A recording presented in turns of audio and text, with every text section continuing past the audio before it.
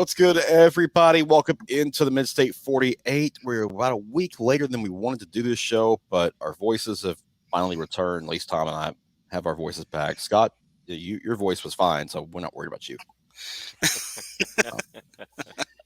At least not for the voice part. I get you. Yeah. But hey, let's wrap this thing up for the year. A lot to talk about from the BlueCross Bowl, Mr. Football Awards, and the National Signing Day as well was today before we recorded the show. So we'll mention some of those kids who got to ink their NLIs to various places around the country. Let's just dive right in. 3 area teams bringing home gold balls after the first stop in Chattanooga for the BlueCross Bowl championships, and you had DCA in Division II Single A, you had Lipscomb Academy in Double A, and then Oakland again in 6A. Now, really, we didn't have really good games among our teams. Now, Tullahoma played a barn burner that went to overtime and had just an epic finish. But as far as the games involving our teams were concerned, well, we didn't really see a lot of drama. No, they were, they were really kind of that. They were blowouts, or appeared that way. Tied early in a lot of them, but eventually just kind of faded away. Some of the teams we thought would, some of the games we thought would be really good games weren't, and then some of the ones we thought that, that would be, maybe a little bit more of a runaway actually, stayed pretty tight until, just circumstances dictated that, you get up 1 or 2 scores on one of these, as with one of these teams, and it's hard to come back. Yep. Look at a team like NBA, whose defense had carried them most of the year, and their defense played relatively well against McCallie, but offensively they were largely shut down.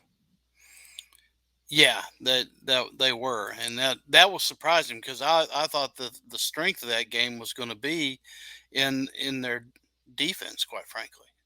In their offense.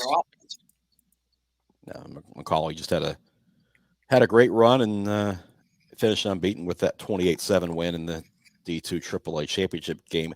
Another one that I thought would be close was DCA and Nashville Christian. Now, these two teams had played in Week 11, had an absolutely defensive grinder of a game in that first meeting, and then didn't quite happen this way. No, we talked about that, right? We were thinking that, this game would probably not be that, but would probably wind up like 21-17 or something like that. Did not see the dominant, the domination that DCA actually put out there. Ashton Jones just kind of took over the game, and that DCA defense really was the star of the show. And that game early on, Nashville Christian actually had the momentum early because they turned over DCA on their first 2 series, didn't score a point on either one of those turnovers, and that's kind of where the game flipped because like the life went out of them after the second 3 and out. Mm-hmm. And at that point, DCA was just like, it's ours now. And they did a really good job of shutting down Josh Strickland. Yeah. And not letting him get out. DCA does depend at some points on getting big plays, and they did on defense, but they just couldn't turn them into points.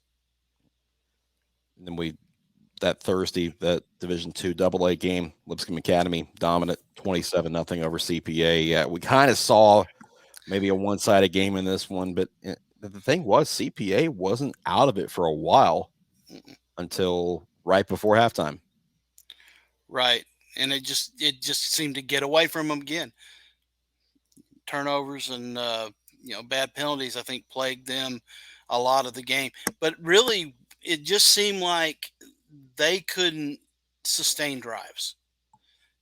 They would move the ball, but then, it's that same defensive mentality, bend, don't break, and eventually the team, the drive will fizzle out. And we saw a lot of that in that game. And it's, the quick strike ability, the ability of Lipscomb to be multifaceted, in their offensive game plan, I thought was probably the difference in that game. Yeah. That and Alex Brim. Yeah, for sure. We'll talk Again. more about Alex in a bit. Um, and also, too, in that game, just as efficient as Lipscomb Academy's offense was, they didn't need the big shot, but they got it when they tried it. And that's kind of what we talked about right before the half. CPA had turned the ball over again. Lipscomb Academy scores with 6 seconds to go in the half and goes up, I think, 20-0, and was kind of it for CPA at that point because they were just too far behind to come back against the Lipscomb Academy defense who had played lights out. Yeah, that was a backbreaker. It really was because you had a really good chance to go in there just down 2 scores. We turn attention to those Friday games. East Nashville against Alcoa. Let's forget that score for a minute. I know it was 45-14. But the way East Nashville played that football game, that was a hungry, that was a fearless team that went up against Alcoa and tried to punch them in the mouth. But they just didn't have enough firepower to do so. Yeah, and they did a good job. They did a really good job of getting out there. They don't fumble on that first, they drive down there, they fumble that first series. They get that ball in the end zone and take the lead. I'm not saying they'll beat Alcoa, but I don't think the score is anywhere near what it was. They played solid defense. And it wasn't just that first fumble. You had 2 special teams miscues, a block punt and the punt that hit the protector on the next punt, which after the first one, you probably shouldn't put your punter out there again after that, given that the game is in risk of getting away from you. And you're right, Chris. We talked about special teams being a key that they had to solve, and they didn't get it done. Their first punt didn't go very far at all and gave Alcoa the ball in East Nashville territory. So you're right. That entire part of the second quarter is where it got away from East Nashville. Yeah. And it was totally, due to special teams miscues. Yeah. And those kids believe. They went out there believing they could take it to Alcoa. I think you're right though. Put the score away. Look at this game for what it was, and they played a pretty solid game against the Tornadoes. Yeah, and to be honest, if we're looking toward next year, they may want to go ahead and just keep that score up for a bit and let it motivate them. I would, now because they understand that score was not a representation of how they played against a better opponent. So, Tom, what did you think that going into this that Alcoa was going? I mean, did you think that that Alcoa was going to pretty much walk this one, or do you? Well, we talked about this, guys, before or going into the game. I sincerely thought that East Nashville was the team that had nothing to lose. They could go in there, pull out all the stops, and when you said they really come out there and punched them in the mouth, gave them their best shot. That's what I expected East Nashville to do. They had a team with the ability to go in there to do that, and I didn't get a chance really to see any of this game. I got to watch kind of bits and pieces of several games, but didn't get a chance to watch any of this one. And like you say, Chris, I agree. Keep that score up for a little bit. Let that burn. Let that simmer just a little bit, because this is going to be a good East Nashville team coming back again next year. And, well, we all know Alcoa, they don't rebuild. They just reload. So good chance we might see this again next year, guys. You never know. But a good effort. And I think East Nashville's got nothing to be ashamed of, man. They went out there and gave it their best shot. Not at all. Yeah, you're absolutely right. Hit that one on the head. I think Jamal Stewart is building one heck of a program over there. I agree with that. That's one thing I wanted to mention. He's still a very young coach. He's still learning on the run here, but what he's built in just a couple of short years at East Nashville, and that's a good metro program that's rising. And if they can just keep that talent flowing into that program, who knows? We could be seeing a resurgence in at least another metro program. That'd be good to see. So, that Page Powell game. The 5A championship game. Now, oh man, we didn't think Page necessarily had a lot of magic left in the bag after what they did against Henry County, but they had more than we thought. You let Powell get out there, up 3 touchdowns in the first quarter. And we looked at it, and I think everybody. I even think the Powell side was a little bit stunned at what that score was at the end of the first quarter. And you have to remember too, there was a special teams error there as well. They had a kickoff go awry that Page didn't cover, and Powell gets it inside the 5. Yeah, help lead that 21-0 lead. Yeah, you're right. And then that's the I believe that's the one that Nolan finished off. It was, yeah. Yeah. But yeah, you're right. But boy, they didn't flinch. They came right back and had a chance to tie it.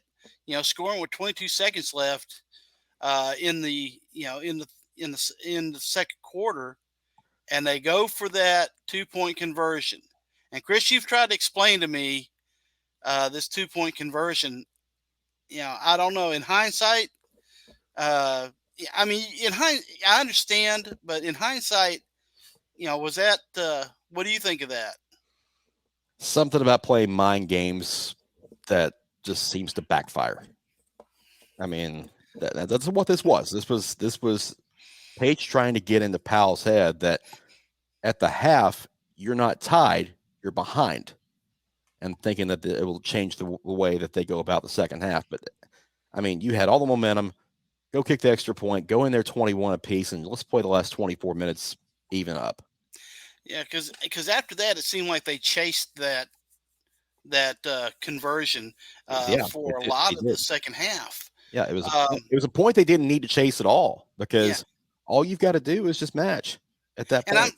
And I understand if you get it, yeah, you have a psychological advantage. But I don't know that, if the risk is worth of course, again, hindsight. Is the risk worth the reward? You go in tied.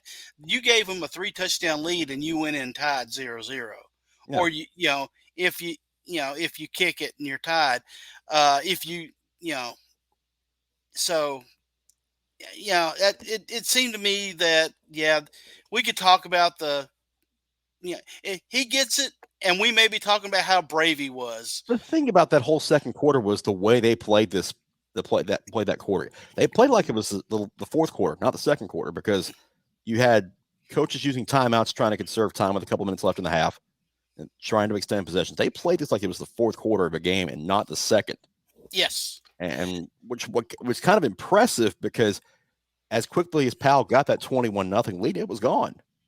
Oh yeah, and truthfully, you talk about impressive. I knew that Jake McNamara could throw the ball. I knew he could sling. I knew he could lead. He put that team on his back because he was scrambling. Powell has 2 defensive players on there that between them had 30 sacks on the season. And he's running around. He's finding players to getting open. He's extending drives with his legs.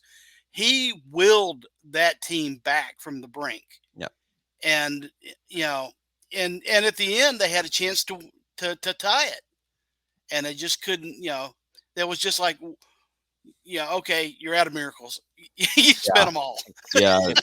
Midnight finally struck for them at the end there, but it's still a great season for Page. I mean, let's not discount anything they did, because we didn't know what 5A was going to look like this year, and they just took that lead dog role and ran with it in the western side of that bracket. So yeah, you're right. The folks in Rudderville, they've got a great coach. They've got a great program, and nothing, they're building again. You've got a coach that's building something there. He's got good players. I think that Jake's going to go on to great things, but I don't think we've heard the end. He's not all the program. No, I agree with that. I think you'll see more of Page next year coming back and contending again. We'll see how that thing shakes out, and we'll talk about that later on in this show as well. 6A game, Summit and Oakland. All the star powers there, and they showed out. All of them did. But in the end, Oakland just proved to be too much for Summit. That you guys seen both teams, and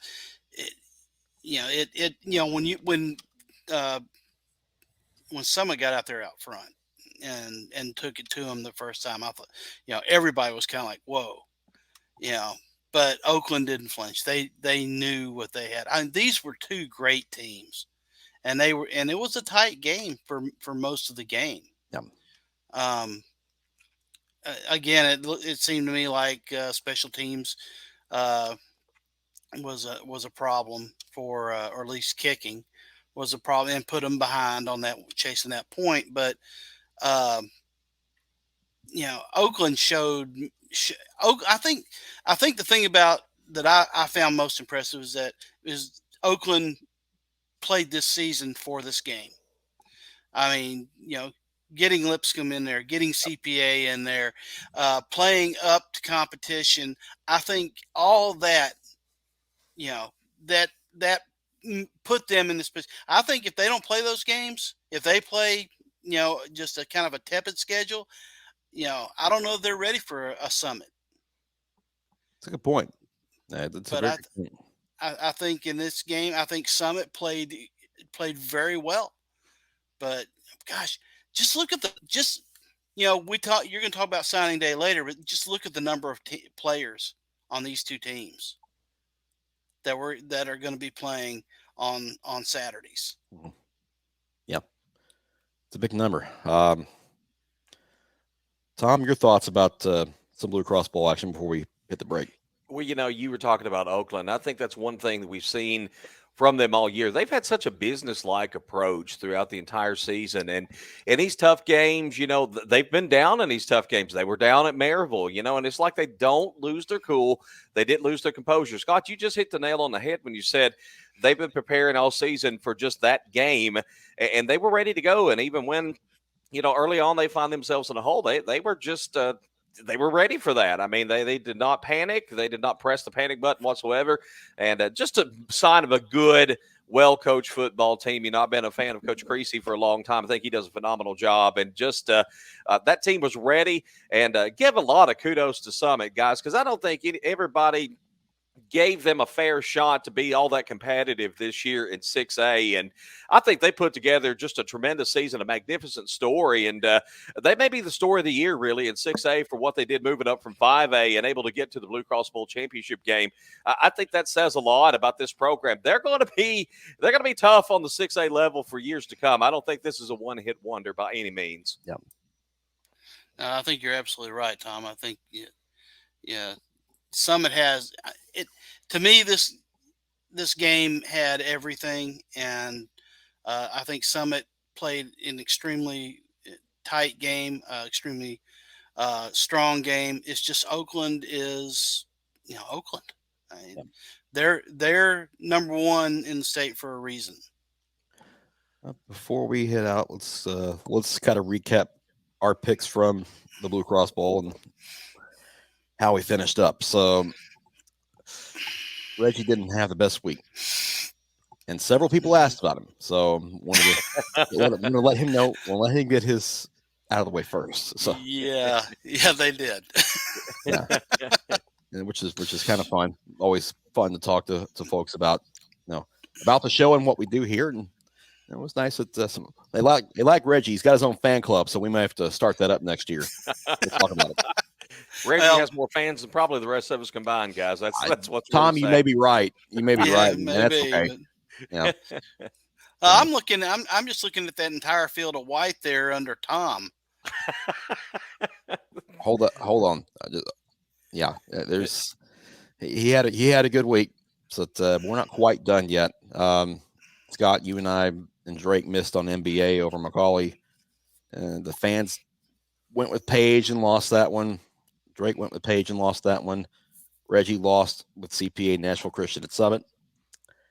And on page 2, the other games that we didn't cover, Tom got his one loss with McKenzie. So, that one surprised me, guys. I got to say, I just didn't think South Pittsburgh might have been the South Pittsburgh that we've seen over years past. And let's not forget their head coach walked out after like the first week of the season. Right. They had a lot to overcome throughout the course of the season. And what was funny is during the course of the game, someone had tweeted about there being 5 red lights in South Pittsburgh, one for every championship they've won over the years. So that tells me South Pittsburgh's probably about to get a 6th red light to go with their 6th state championship. Yeah. So a big win for them. And also kudos to Tullahoma. Guys, this is another team I think was just on a mission this year to really prove something. And I kept thinking that we're going to slip up somewhere along the way.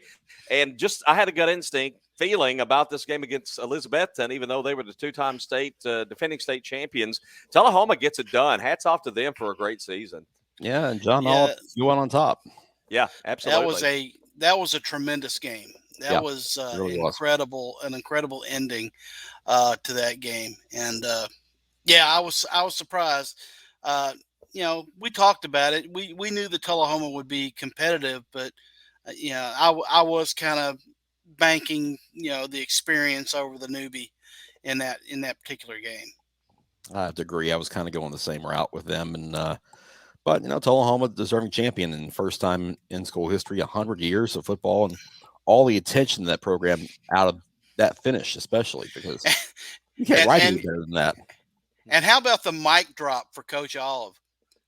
Wins it, drops it, walks away. I'm out. State Coach of the Year on top of that. And what a way to go out for Coach Olive. I just thought that was fantastic. If there's any way to end a career, man, wouldn't you love the perfect ending like that?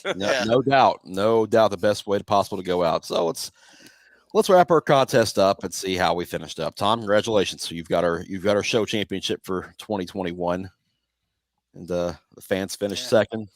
So And then to tell you the truth, and I'm impressed, Tom, because it's not like you just went chalk. Look at the told you so votes over there. Yeah.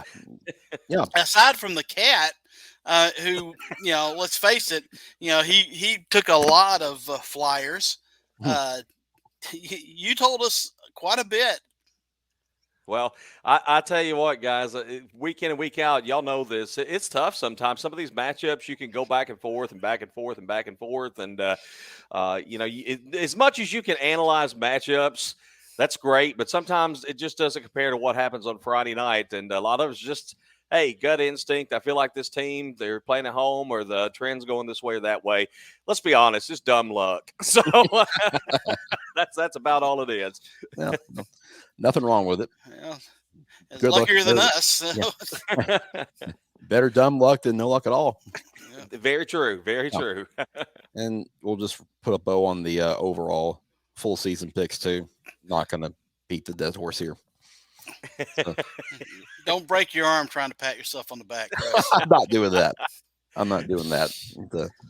Just old attaboy will suffice. I'm still in double digits behind the leader. Boy. Yeah. I tell you what, though, guys. I mean, the three of us almost collectively, Scott just needed a couple more for us all to have 500 picked games correct this year, and it is tough. I mean, it's really tough. Out of 650 games during the year to hitting around 77, 78%. Yeah, it's hard to do. So good job all around, guys. I like Drake's Baltimore Oriole-esque 58 games behind there. He's reloading for 2022, I think. Now, but he did tell us so on 23 occasions. Yes, so he did. Yes, let's not discount that too much. He's a fan of the underdog.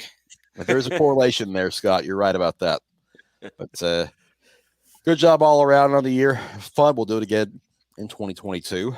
And let's just recap Reggie's video picks real quick. He went 9-7 for the season, missing out on the last one where he took Summit over Oakland. So, yeah, and the Oakland fans won't let him live that one down.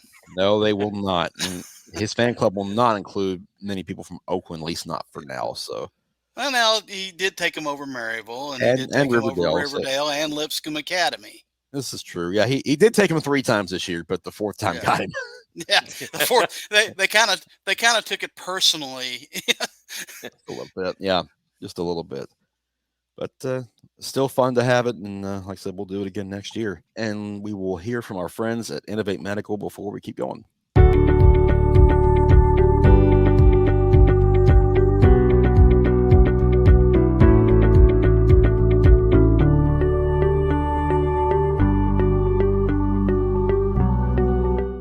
I want to talk about Mr. Football Awards real briefly, as 3 of our local players brought home those awards.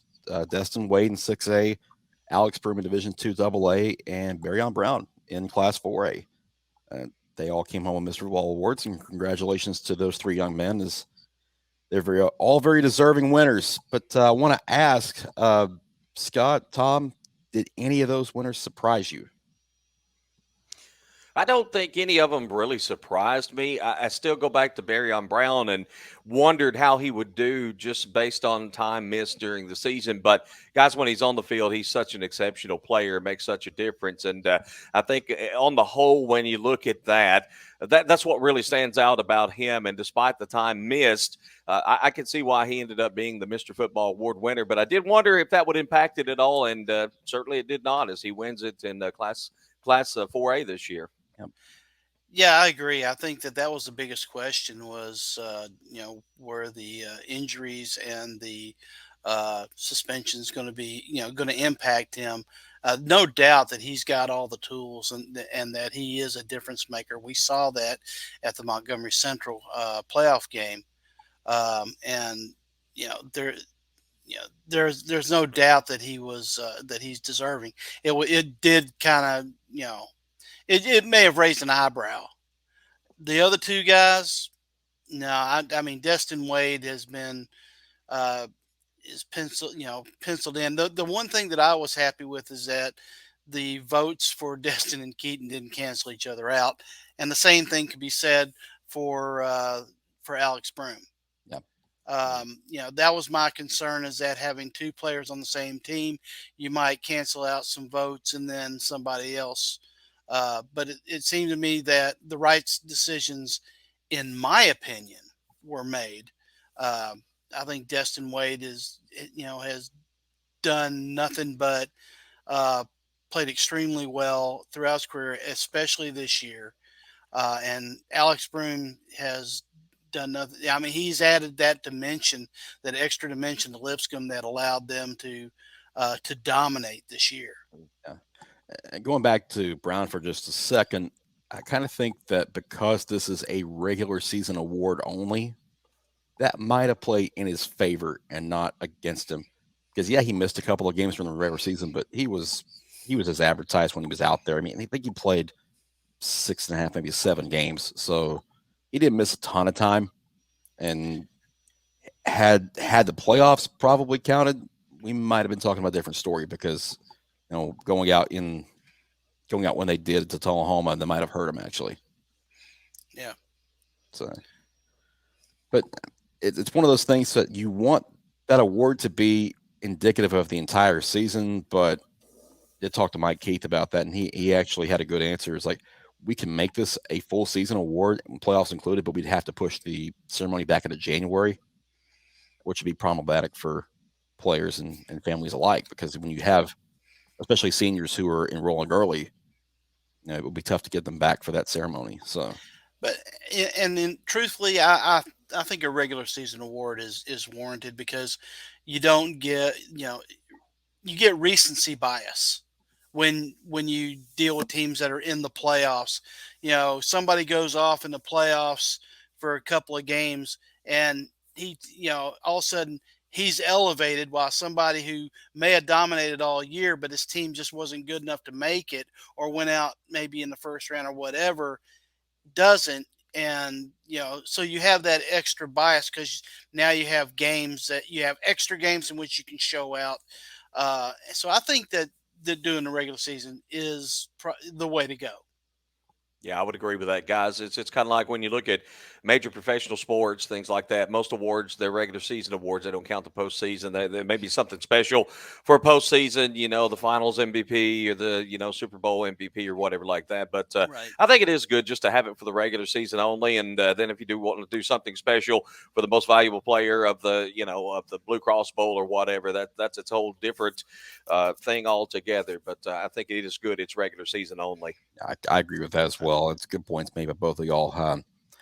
It's good to have those guys bring home some hardware, though. Obviously, all three very deserving and great players in their own right, and all three are among that big class of players who have put their names on the dotted line and signed with colleges this week. And we bring up some signing day discussion. We talked about the Wades, headed to Kentucky. Barry Brown the same way. Alex Broom, Boston College. Let's run down some of these names in the list of those players who signed on day one of the early signing period. Fisher Anderson from Franklin going to Stanford. He's a big, big man. Mm-hmm. Saw him at the All-Star game. Yep. Yep. Yeah, you got Jeremiah Bailey from Smyrna headed to Eastern Kentucky. Hendersonville's Torrin Baker to Tennessee Tech. Alex Broom, Boston College. Barry Brown to Kentucky, as we mentioned. Cane Ridge's Eric Gaston going to Memphis. And you talk about another big dude. Yeah. Eric Gaston is one of those. Philip Gray III from Ensworth headed to the University of Richmond. East Robertson's Taylor Groves to Ole Miss. Riverdale's Elijah Herring to Tennessee. Hillsboro's Jacob Hood to Georgia. Wow. Oakland's Isaiah Horton to Miami. Ensworth's Charles Ingram V to Furman. Oakland's Dylan King to Tennessee State. Beach's Jackson Long to South Florida in a late flip. Now, Tulane was considered to be front runner for him. He goes to South Florida after making his decision in the early signing period. Jaden Lyles from Lipscomb Academy headed to Austin Peay. Ensworth's Roland McGee Jr. to Toledo. Oakland's Ethan McLaurin to Tennessee Tech. Ravenwood's Carter Miller to James Madison. Riverdale's Alex Mitchell to Chattanooga. NBA's Grayson Morgan to Vanderbilt. Oakland's Antonio Patterson, who had a lot of late momentum in the recruiting period, signs with Florida International. And CPA's Langston Patterson to Vanderbilt. Ravenwood's Miles Pollard to Michigan. Father Ryan's James Breed III to Arkansas State.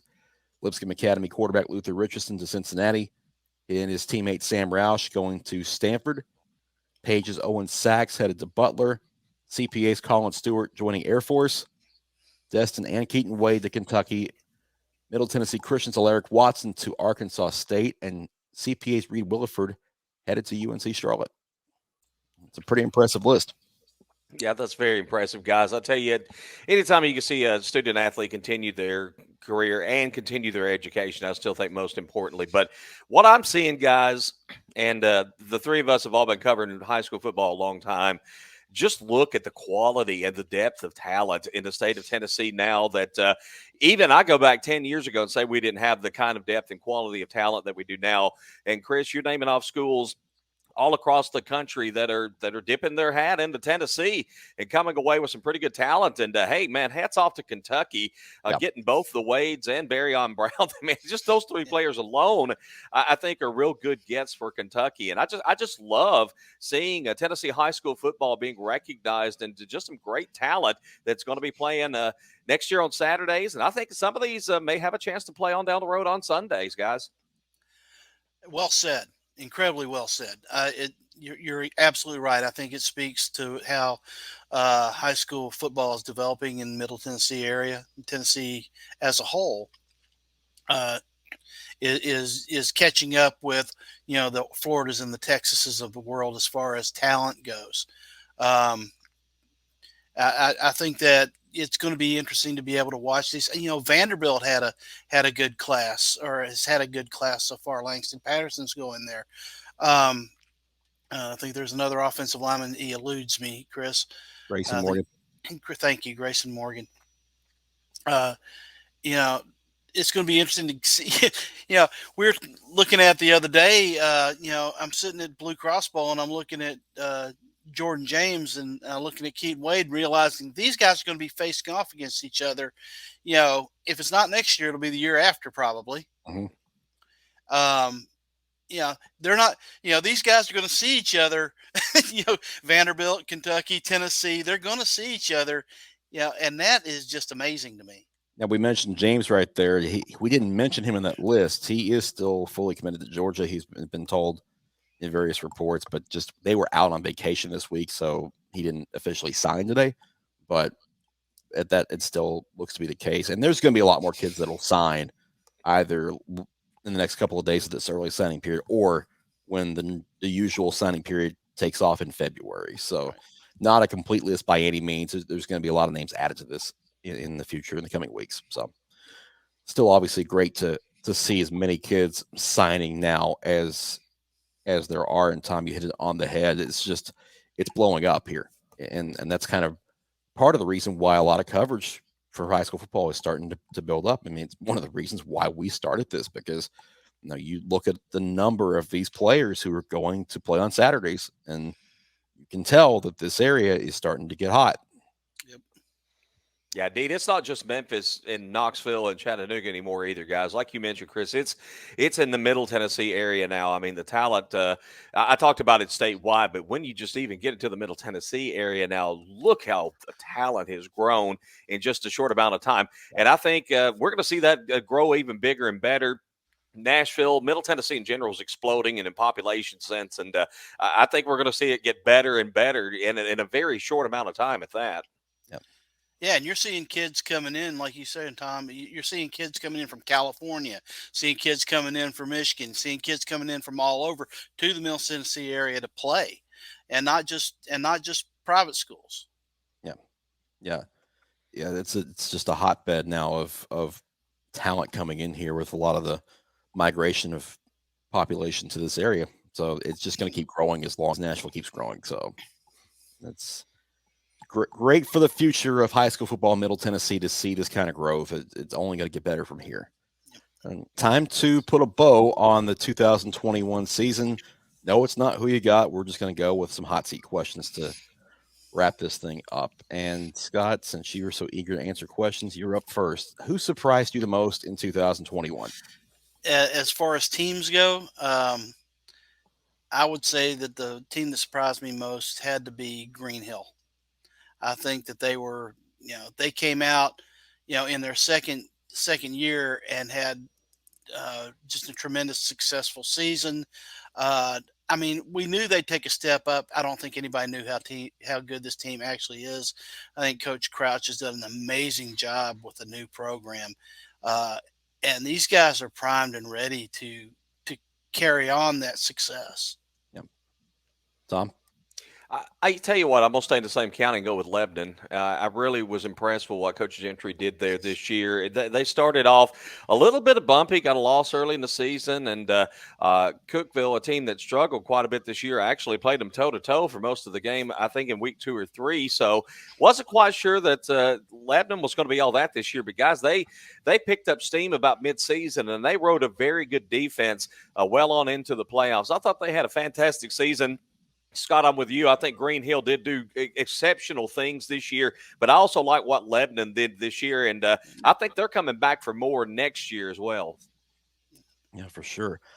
I'm going to go with Station Camp, at least for the first half of the year, because nobody saw the Bison coming out of left field to start like they did. I mean, they had a scorching hot start. They were unbeaten through most of October, had knocked off a previously unbeaten Mount Juliet team, and then after that game, they kind of fell off the face of the planet. But what they did this year was at least put some life back into a program that desperately needed it. What Brent Alexander did up there can't be underscored, because Station Camp has not historically been a good program. They've been out of the playoffs for a long time. They had a 20-plus game losing streak almost. And to end all that and to have a good season, yeah, they got knocked off in the first round of the playoffs. But there was life in the Station Camp program for the first time in a while in 2021. So that'll be my biggest surprise for this season. Yep. Next question. The biggest upset in 2021. Tom, I'm going to let you handle the first one. Oh, boy, you'd hand me that one. That's that's a tough one to think about, guys. The biggest upset of 2021. High school football, a lot of things go chalk, but Chris, I don't know, man. It could be more than just like one game. It could be like a region champion or something like that. You could throw those out there too. Oh gosh, let me think. Wow, I'll take a little pressure off that way. Yeah, thanks, Scott. If you've got one, go ahead. I'm having to think on this. Okay, Scott, you get one jumps into my head, and that is the Hillsboro win over Mount Juliet, the 13-7 win. In a game that Mount Juliet had to have to make the playoffs. And, I think everybody thought that Mount Juliet would right the ship, come in, win that game. And, it was, I think, if I'm not mistaken, that was a week after they had lost to Green Hill if I'm not mistaken. Yeah. That big rivalry game, and I think everybody expected them to come out with their hair on fire, and they end up getting beat 13-7. That to me was the biggest surprise result that I had, that I can think of. Yeah. Okay. I'm still drawing blanks, Chris. So All right. There we go. So for me, it was that second round win by Lebanon over Riverdale. And part of that was because we had all penciled Riverdale into the quarterfinals to play Oakland anyway. And yep, Lebanon had an outstanding season, but it was like magic probably runs out in round 2. Not so fast. The Blue Devils were the better team that night. Defensively, they proved to be superior in that contest. And it surprised a lot of people. Then it kind of turned a lot of heads too toward 2022. It's like this Lebanon team, look out for them next year, because what they did to Riverdale, and they didn't fold against Oakland, just got beat by a better team. But winning that game did a lot for Lebanon's prospects, not just this year, but beyond. I do have an honorable mention. Okay.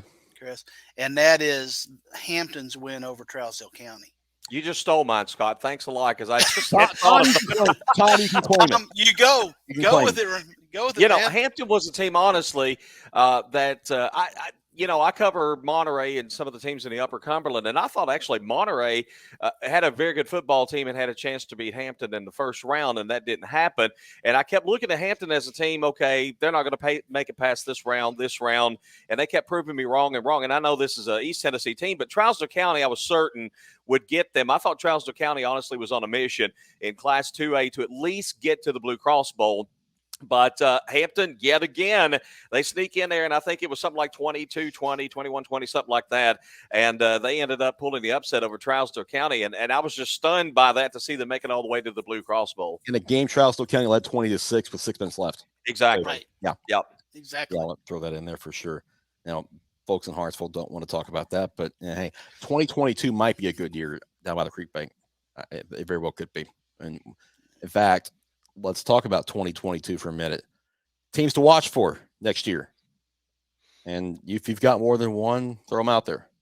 Well, I think Trousdale is going to be one to watch again this year. And again, they're on a mission. They're hungry, man. It's been a while since they brought a gold ball back to Hartsville, so they're definitely hungry. I go back to Lebanon again. I just love the way Lebanon finished the season. Jalen Abston's going to be back for his senior season, I believe. And with that and just the strides and the progress this team made, I think they were playing with a lot of confidence. And just to throw one more out there, just kind of as an honorable mention, Green Hill. Look at what they did this year. What are they going to bring back next year? I think they're going to be a lot of fun to watch. Yep. Yeah, I've got two. My first one's Nolensville. You look at that roster. That roster is just full of sophomores and juniors this year. They're 3 skilled players.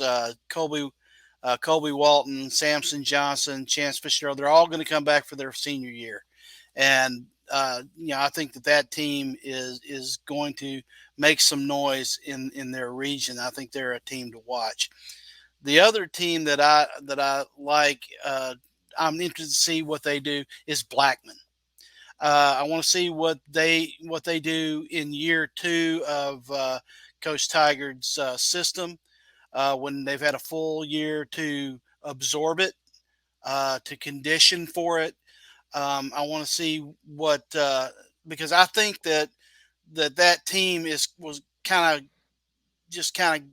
went into shock a little bit, and adjustment. I think this team's going to actually be much better, much improved than they were this year. Scott, you managed to steal not one but 2 of mine.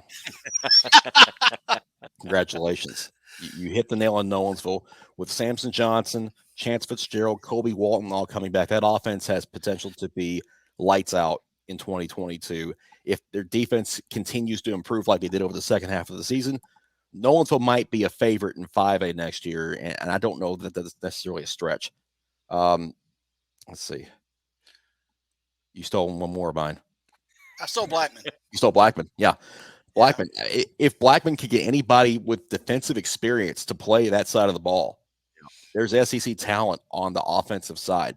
They've got to improve even a little bit defensively to make the playoffs. If they can make a bigger jump, they can challenge and be toward the top half of that region in 2022.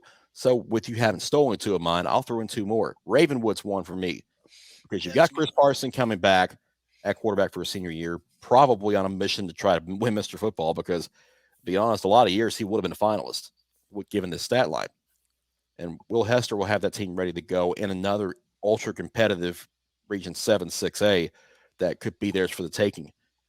Gordonsville's the other one because they return a lot on both sides of the ball from a team that, had it not been for South Pittsburgh, we might be talking about them in the BlueCross Bowl, and maybe 2022 is the year that they actually get over the hump and beat the Pirates finally. So that's one to certainly watch for in Class 1A.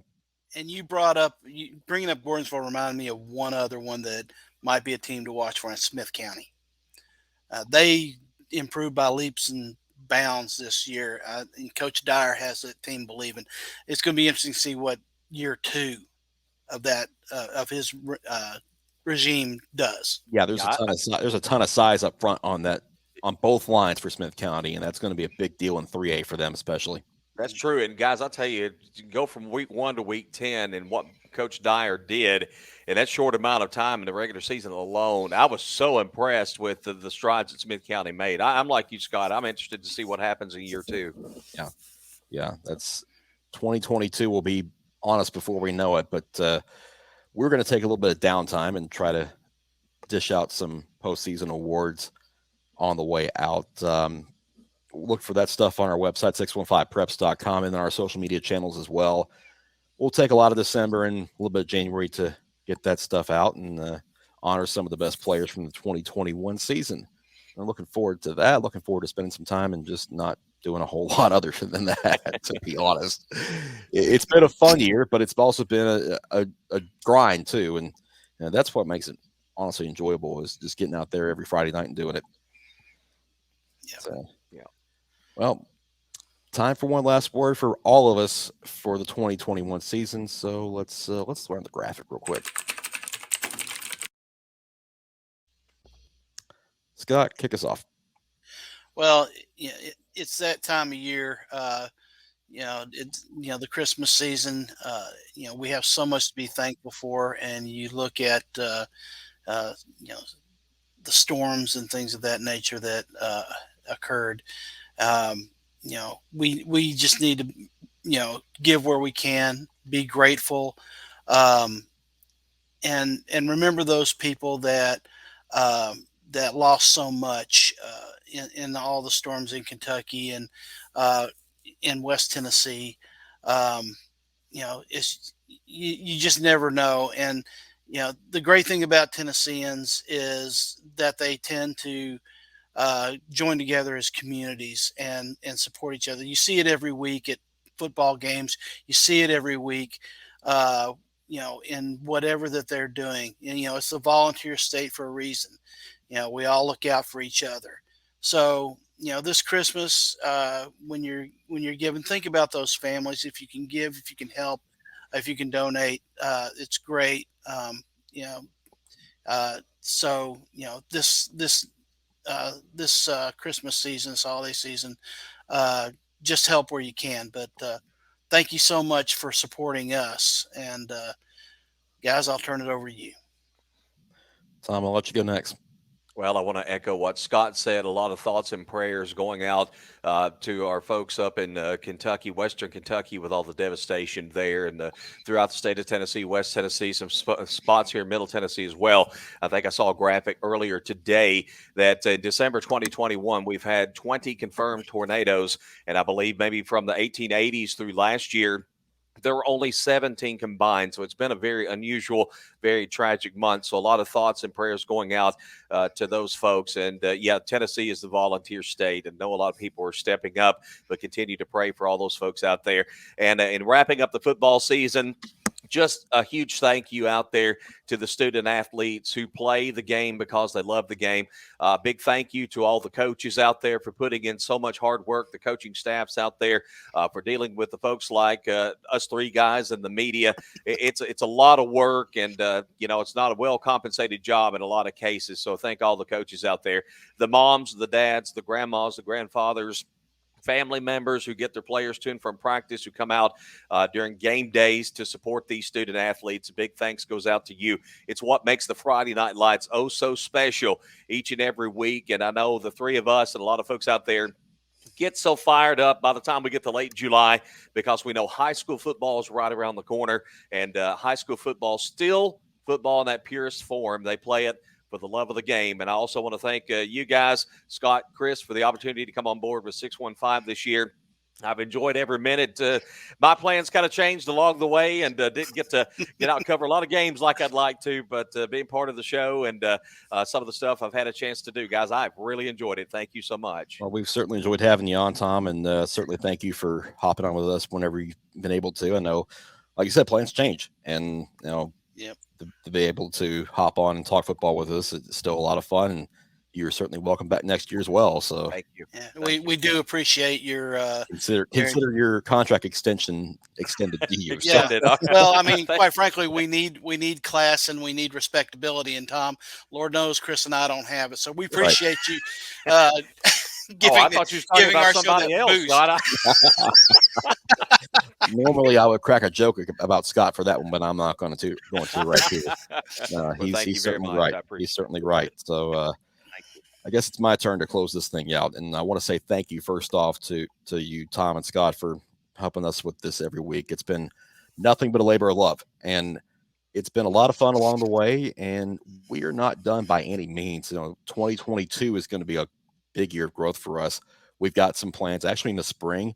Those of you listening in Williamson County, you've got a girls flag football league coming up, and we plan on covering it. We're going to treat it just like we do Friday night football, and that's important to us. I know it's important to you, and look out for more about that in the future. We've talked about a lot of things happening with the tornadoes in Western Kentucky and West Tennessee and in the Bowling Green area as well. We don't want to forget those folks either. Just a difficult situation with some rough weather the last couple of weeks, and certainly our thoughts and prayers are with everyone affected by those storms. It's just an awful deal. But I come back to football as family, and 2021 really kind of showed that it is one big family. You have kids that were affected by COVID in 2020, and we had a full season with not a lot of problems with COVID, with games being canceled. Yeah, it was still around, and it still is, but everybody came together to try to get everything in the right way, and in that part, it was a major success. And when we turn our eyes to 2022, I'm hopeful that now this area is just going to keep on getting better from a talent standpoint. We've talked about it in this show, that all the talent coming through Nashville and Middle Tennessee is just going to keep growing and getting even better and better. And it's so much fun to get out on Fridays and cover these kids. And when you have players like Alex Broom coming up after the game saying, "You're the one I want to talk to," and that's there's nothing like that. That's a good feeling, when kids start to watch us and see what we do and have fun with it. Now that's a good feeling. I'm rambling on, but the main thing I want to say is thank all of you who have supported us through this year and the first 3 years of this venture, and hopefully you'll continue to support us in 2022 and beyond, because we don't plan on going anywhere. And I want to wish all of you a very happy holiday season and a happy new year to you and your family. Hope it's safe, hope it's healthy, hope it's a lot of fun, because we want to see you back here supporting us in 2022 as well. So with that said, for Scott Burton, for Tom Duggan, for everyone here at 615 Preps, thank you so very much for making 2021 our best year yet, but the best is yet to come. We'll see you guys in 2022. Merry Christmas, happy holidays, happy New Year. Go enjoy the holiday season, and we'll talk to you soon. Thanks a lot. Be safe, everybody.